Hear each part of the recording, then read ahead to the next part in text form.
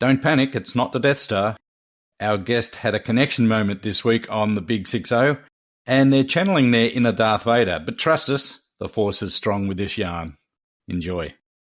If you're old enough to remember when phones had cords and the only thing that went viral was a cold, then you're in the right place. Welcome to the Big 6-0 with Kaylee Harris and Guy Rawlinson.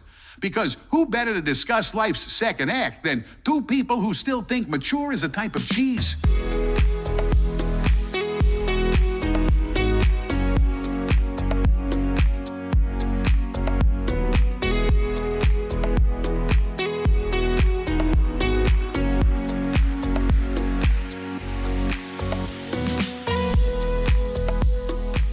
Welcome to this week's edition of the Big 6-0 podcast. My name's Kaylee Harris and my childhood friend from primary school is Guy Rawlinson. G'day, Guy.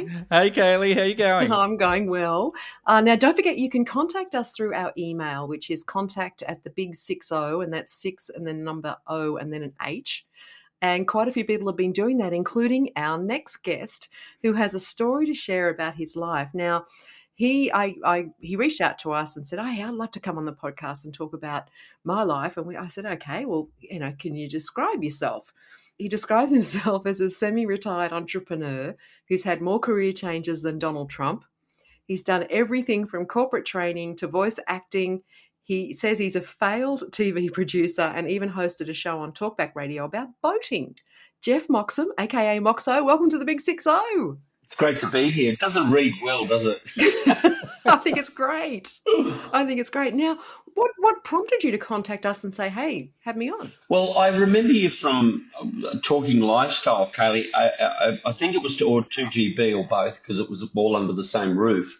And so I was following you on Facebook. And so your podcast popped up and I went, that is right in my crosshairs. I'm always being stirred by my mates and colleagues about being over 60 and then I thought, hey, I've found my tribe and you were it.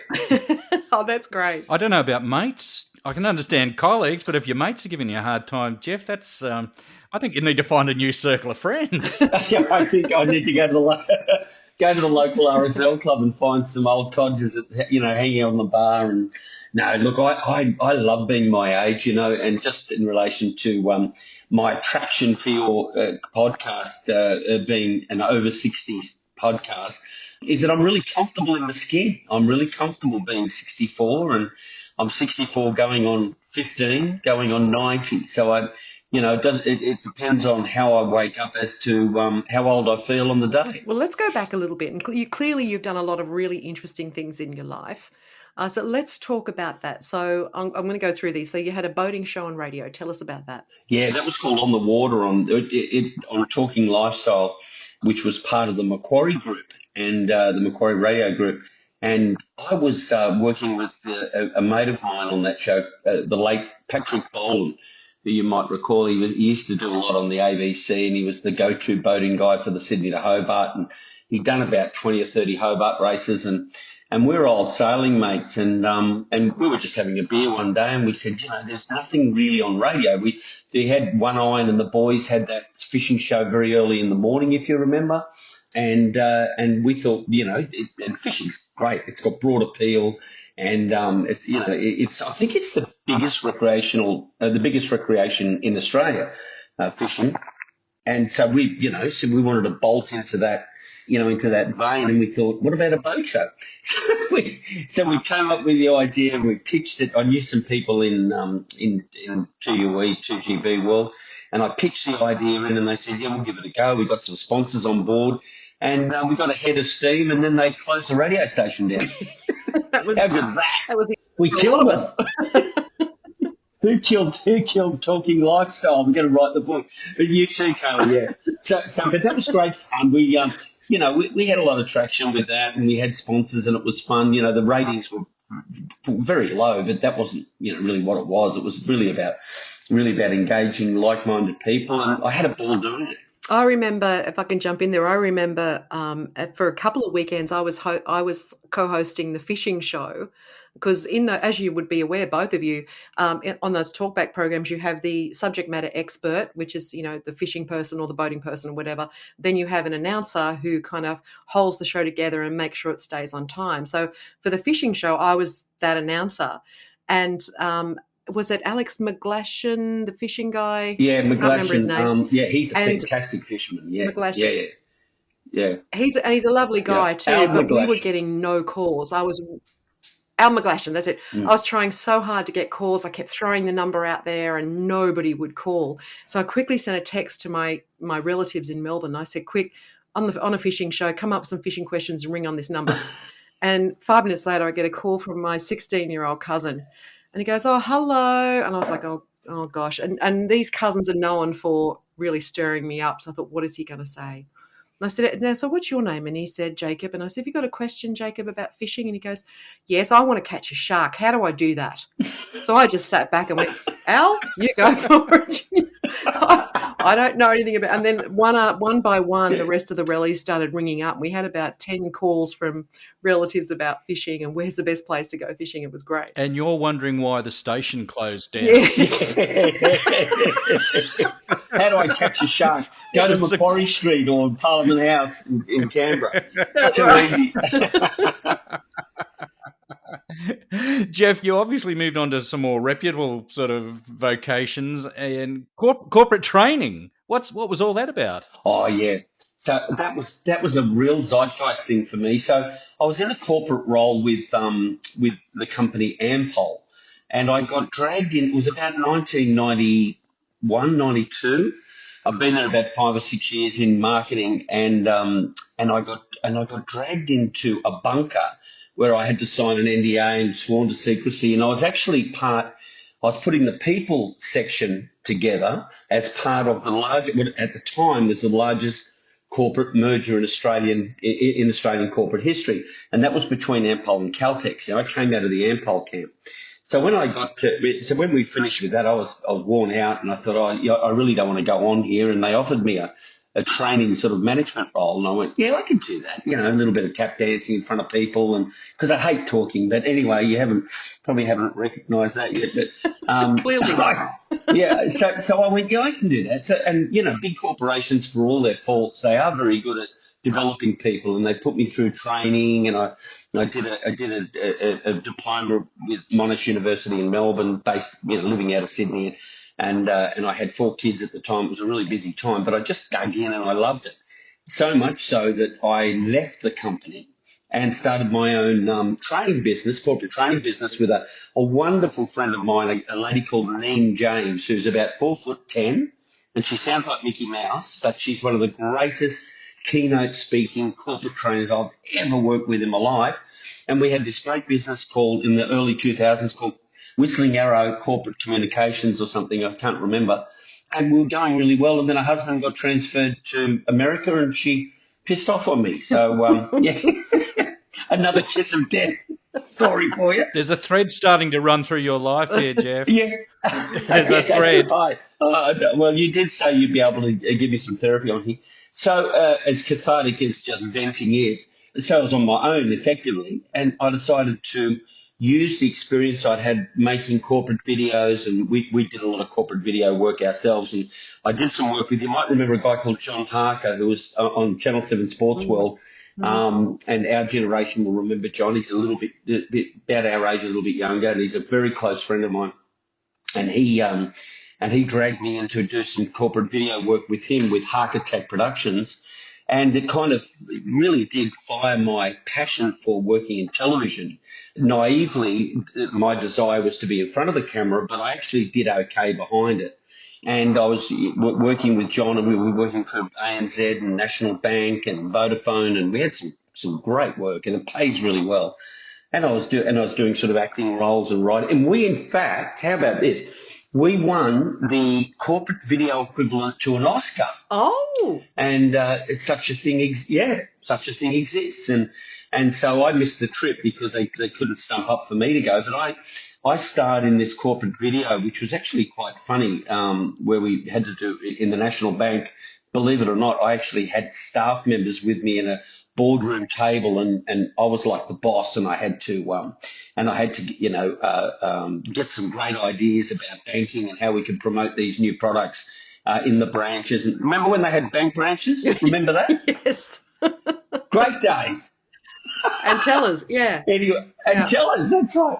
And so we did that, and I moved into television. Well, now that we're speaking to the Leonardo DiCaprio of corporate videos, we might move on to the whole voice acting thing. Walk us through that part of your career. Okay, well, let me just say before you say, I'm probably more like the Leonardo DiCaprio. Catch me if you can. Dodging and weaving. But As long as you're not like the Leonardo DiCaprio that drowned at the end of Titanic. That's right. Oh, listen, if we could do this for hours. He should have climbed onto that plank or whatever it was. I know, what an idiot. I know. Well, given your experience with the boating show, and then the fact Exactly. that sounds like you did climb onto that plank with the voice acting career that you had going. What was with that? Nice segue, guy. That's Nice right. segue. That's right. You've got a career in podcasts, over 60 podcasts, but podcasts all the same. But yeah, so I was doing that, and then I had a couple, and they're still very good friends to this day. A guy called Greg Quayle, who had Quayle Television, which was in the sort of the beginning of his career as a content developer, and he did very well. We made a fantastic show on Channel 7, you might remember, called Find My Family, with Jack Thompson. Yeah. Beautiful show. And in the very first episode, we had to struggle. We had to work so hard to get people to come on it. It was like the hardest thing you could ever imagine. As soon as it went to air, the applications to go on there for people to find their family was in the thousands. We couldn't keep up with it. We were employing associate producer after associate, which basically means an intern that you don't pay. Yeah. But anyway, We've all been one of those. do you want to work in television? Yeah, that's You want it. to work in television? There's your desk. Anyway, so we did that, and Greg did some great stuff, and I was doing a bit of show running for him in the United States as well. And then he got this wonderful show up in America called Texas Flip and Move, which I wasn't directly involved with, but it sort of got Greg going. And then I worked with a couple of friends of mine in development in partnership with a company called Freehand Television, which was owned by a guy called Peter Abbott. Now, Peter Abbott, a wonderful, very seasoned producer, going right back to towards 2000 and the Beyond Group, and he was the voice on the very original Big Brother, which he EP'd. So that was him. So Peter and myself, we were going great. We were producing content. We were pitching shows to all the networks. We had great relationships. And then we made the mistake of deciding to make our own television with our own money. So anyway, it's been great talking to you. And basically what we decided, there was four of us. And we're a little bit like, everyone puts their hand in and let's do this thing, We're sick of, the big production companies Beyond and those guys getting all the money, or someone over at North Sydney. All these big shops were sort of trampling us and had the direct relationship with the networks. And we said, no, we're going to make our own show. And we made a show for Channel 7, which was a show called Sellout. And it was actually a really good idea, but it was ahead of its time. And it was basically a quiz show where you had contestants who were playing for prizes.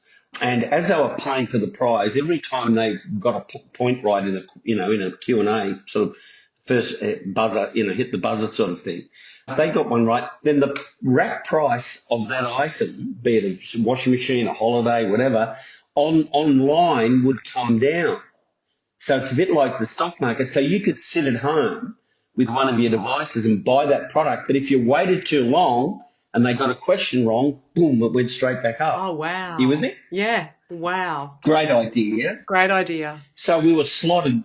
We spent probably $1.5 million on development, and, 7 days a week, 20-hour days, the whole thing, the stuff you do.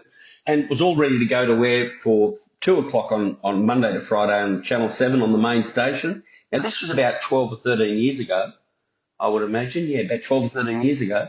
So the secondary and tertiary stations then weren't huge, 7 2 and 7 8 and all that. They had like 1,000 viewers.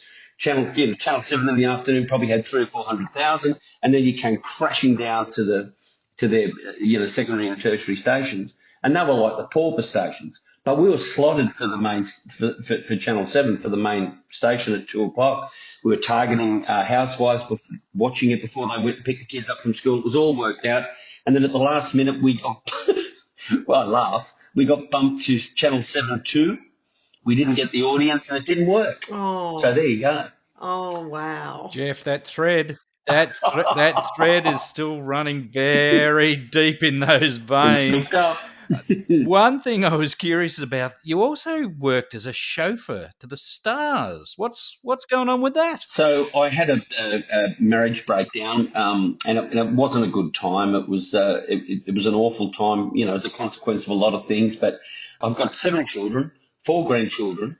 So I went through a divorce, and it was a separation. It was pretty bad, and I was working at 2GB for Chris Smith, doing some voiceovers, and I did a few comedy things for him on the weekend when he had the weekend show, and it was a Saturday, and they must have had a special guest in there who had a limousine take them to the studio. Might have even been what is it upstairs, Kaylee? Nova or something. Oh, Nova, yeah. Wasn't it upstairs? Yeah, a few radio stations upstairs. Yeah, Nova and Smooth, and yeah. That's it. So they were so there was a limo waiting out the front with the guy sitting in there looking all sort of downtrodden and got a hot suit on. It was a hot day, and he was sort of hanging out of the car. And I said, "How you going, mate?" Went out to get a cup of coffee. "How you going?" He said, "Oh, not bad." And I said, "This is a nice car." He said, "Oh, yeah, it's all right." And I said, "How does this hire car thing work? Like, you own it or whatever?" He said, "Oh, some people do." He said, "This is owned by a company called Royale Limousines down at the Star Casino." And I said, "Oh, yeah." He said, do you have to do full time?" And he went, "Oh, no, you can do part time or whatever." And he said, "Anyway, here's the guy's phone number. They're always looking for someone." And I went down there and I met the guy, this Michael Bartolotta, who to this day is a really good mate. And he said, "You've got a pulse?" And I said, "Yeah." And he said, "You start tomorrow." When was the last time you had an accident? And no, seriously, he said, "Can you drive me down to the airport and back?" And I went, "Yeah, sure." Down there and back. I said, he just wanted to watch me drive. So we got in a $200,000 S-Class Mercedes and went down to the airport and back. And he said, "Okay." He said, "No, he really did." He said, "Can you start tomorrow?" And I said, "Oh, yeah, I've got a little bit of other work going on, but I can fit it in. But, do you really want me to take the car home?" He said, "Oh, yeah, you'll get some work. Just take it home." And I went, "Okay. Can I drive it?" He said, "Yeah, do whatever you like." He said, "You've got to put the fuel in it." I went, "Okay." Anyway, that was the beginning of the turning point in my life. Oh, How about that? Wow. that's incredible. That's incredible. Yeah. Now, can I tell everybody about, you mentioned, well, actually, no, I saw it on your Facebook, I think, and I love this. You MC KISS tribute band shows for the KISS Army. How on earth did that come? I mean, I love KISS. I love That's it. amazing. I love it. I Yeah. love it. How did that happen? Okay, so the KISS Army is an organised group of fans who know every single KISS song. I think I sent you some video or photos of these people that they're just absolute fanatics, and as a consequence of the weight of this organisation, a wonderful bloke up in Brisbane called Daryl Franks, who's a good mate of mine. He started to put these shows together and just went crazy. And it culminated 12 months ago in the final ever concert by KISS in Australia in Sydney. So you can imagine it was sold out. People were paying thousands of dollars to scalp us for tickets. And he decided to sort of lock into that. He was doing KISS shows around the place. And he ran a KISS tribute night, which was so much fun at the Bridge Hotel in Rozelle, which is a local home game for me, on Victoria Road. It's an iconic old rock venue. The Angels play there, and In Excess used to play there. Like, it's just been the place to go. Sticky floors, with grog tipped all over it, and rubber matting on the floor.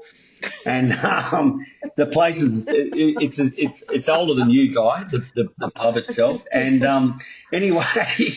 And so we had three bands. So I hosted it, and we started with the Kiss, the original Kiss, who wore the makeup, which is the 70s, right? So they were, just pretty much the makeup that you remember, and relatively conservative.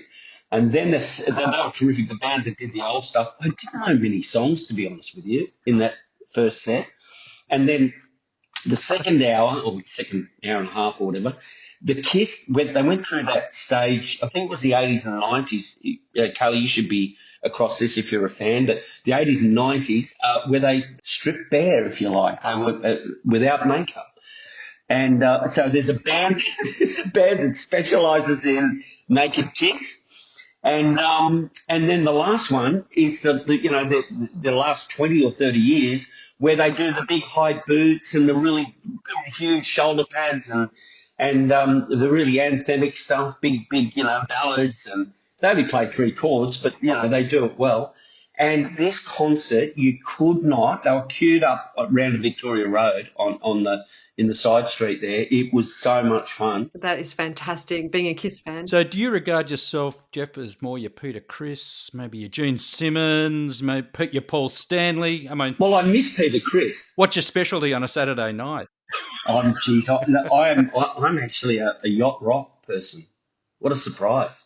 I like Christopher Cross, the Doobie Brothers, Michael McDonald, Kenny Loggins, Daryl Hall. I love all that stuff. You're a very West Coast sound sort of guy, that's right? it. Oh yeah, and I'm a bit of an Americaphile too. I lived over there a couple of times, had 2 stints over there, and I love the joint. Yeah. So you've come to some sort of semblance of normality in your life. So how are you dealing with being 60? What's the hardest part of life for you? What's the best thing about being in your 60s? I have thought about it before I came on. I gave it a lot of thought, and I'm serious about this. That I just found that when the big 6-0 rolled around, that I was so stunned by, and I've listened to your other podcasts, where you're doing the old TV shows and all that sort of stuff, and the reminiscing is it's wonderful. I absolutely adore it, and congratulations on hitting that vein. It's just good fun.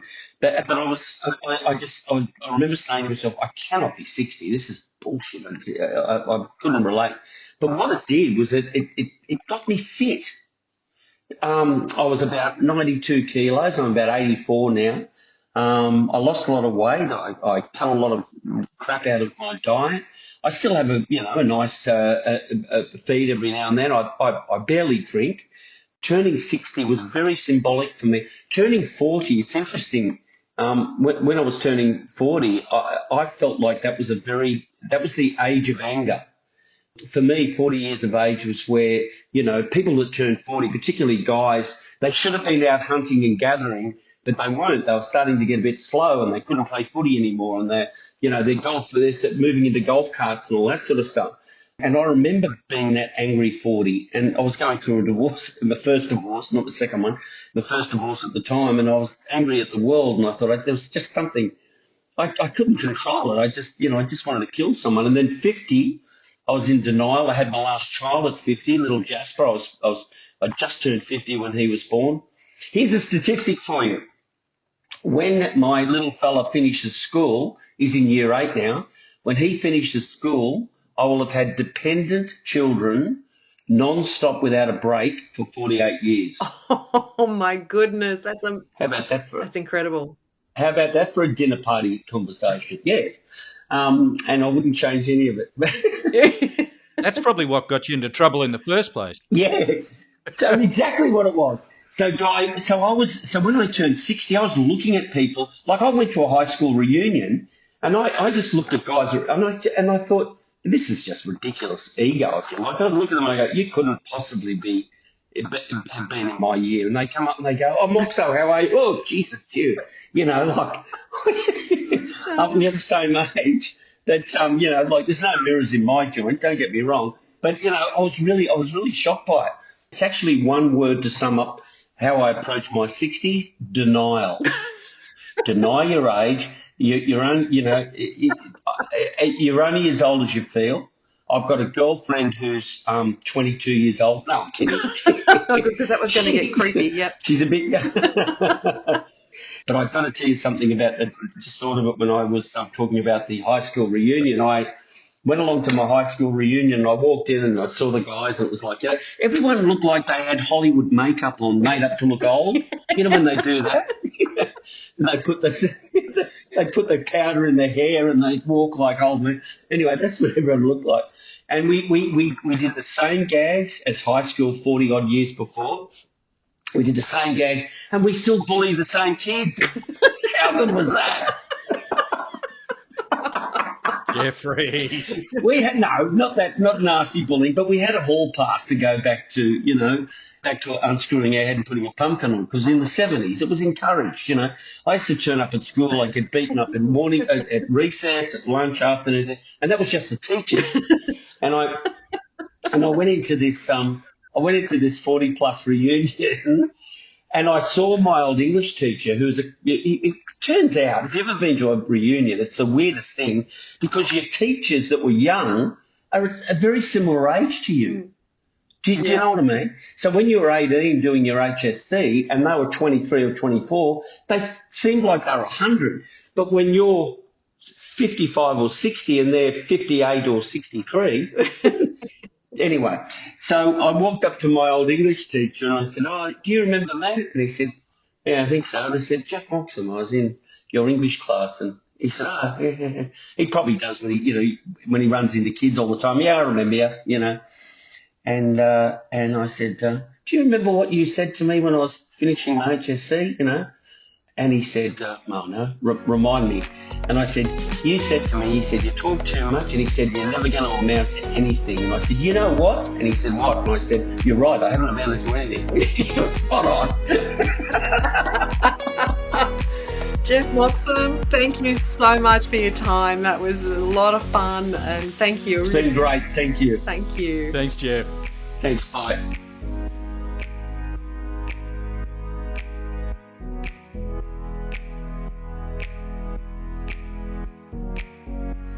And before we go, let's give credit where credit is due. Kaylee Harris and I came up with all the genius content for this week's episode. Our producer, Nick Abood, well, he keeps the lights on and makes sure we don't accidentally upload a cat video instead of a podcast.